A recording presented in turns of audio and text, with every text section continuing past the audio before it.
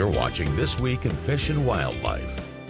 Thursday morning, time once again for This Week in Fish and Wildlife. We're at the Region 3 headquarters with Morgan Jacobson this morning, talking about an issue that's been around for a while. Let's just dive right into this, Morgan, with the bison and brucellosis. Yeah, Chet, so we have a yearly monitoring program in partnership with the Montana Department of Livestock to monitor brucellosis transmission in elk. And so brucellosis, of course, is a disease that can be carried by elk, bison, and cattle, and can cause the abortion or the birth of weak calves. So it's a disease that we watch very closely in Montana because it poses threats to the livestock industry.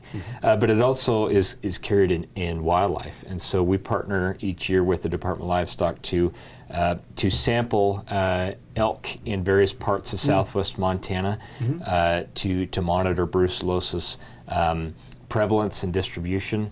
And this year we sampled elk in the Pioneer Mountains and are happy to say that out of the 149 elk that were sampled there, none of them tested positive for brucellosis. I had mentioned bison off the top because that has been the big controversy with brucellosis for a number of years here in southwest Montana with that, but I think a lot of people would be surprised to hear that you're looking at elk for that. This has been going on for a while, though, these testing of elk populations for the Department of Livestock. This isn't a new thing.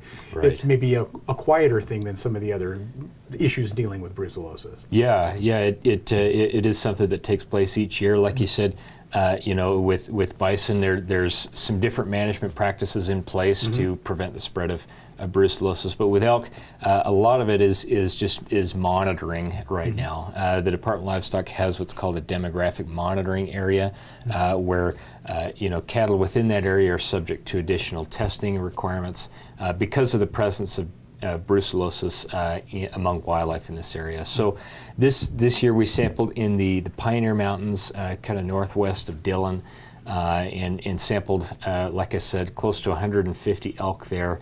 And we're very pleased to say that none of those elk tested positive for brucellosis. But again, this is kind of an ongoing yearly project where we're monitoring and sampling the disease. We've looked in many other places like the Ruby Mountains, for example, and other places in southwest Montana.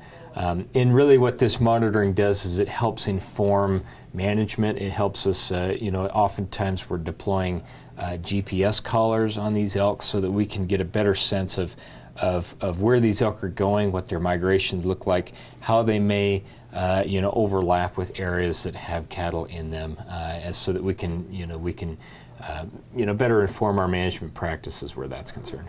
I think this is a really good example of, I think of a lot of people when they think of fish, wildlife, and parks, they think about coming into the office or going online and getting their hunting license and their fishing license.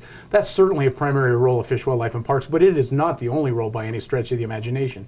Research, management in various ways, dealing in cooperative efforts with other agents. It's so much bigger than your hunting and fishing license. Yeah, very much so. You know, this is one example of many long-standing partnerships that we have with other agencies and groups to look at collaborative management solutions on the landscape for wildlife.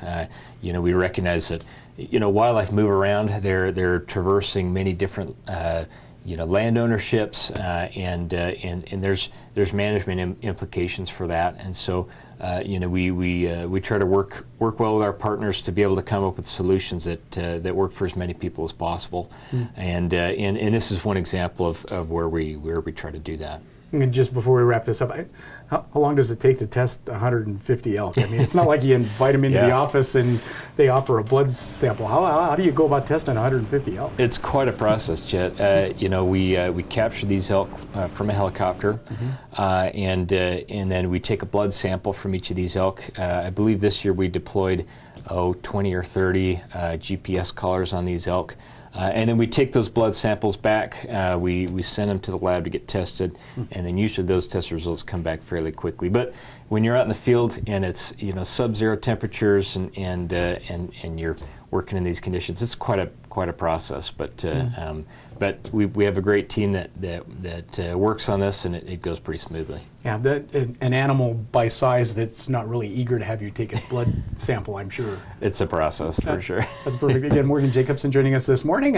One of the many facets of fish, wildlife, and parks a lot of us don't get to see. Thanks for chatting with us about it this morning, Morgan. You betcha. And that's This Week in Fish and Wildlife. You've been watching This Week in Fish and Wildlife.